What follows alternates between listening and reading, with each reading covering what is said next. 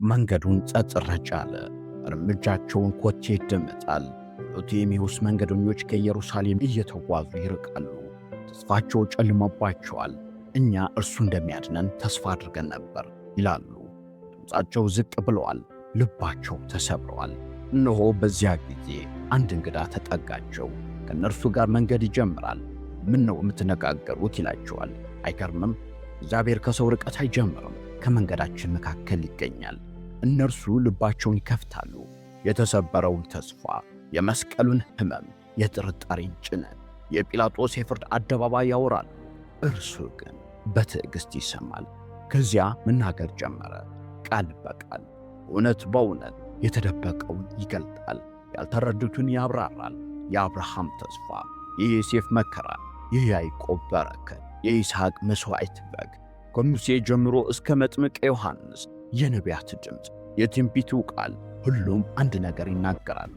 ሁሉም ወደ አንድ ታሪክ ያመራሉ። ዘመን የጠበቀው እውነት አብራራላቸው። ነገር ግን ማንነቱ አልገለጠም። ግን በውስጣቸው አንዳች ነገር እየተቀየረ ነው።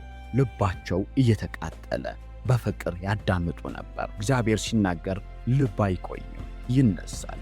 በዚያች የምሽት የ12 ኪሎ ሜትር ጉዞ ወደ ማረፊያቸው ኤምሆስ መንደር ደረሱ። እነርሱ ግን አንድ ነገር ያውቃሉ።